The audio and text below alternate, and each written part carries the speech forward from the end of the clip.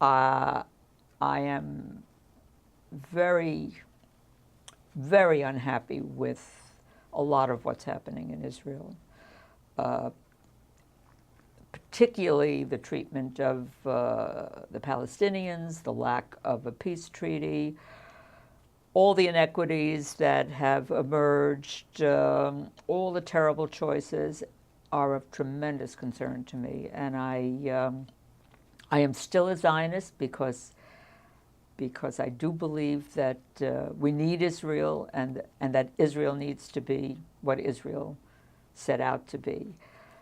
But it's very difficult, and I'm constantly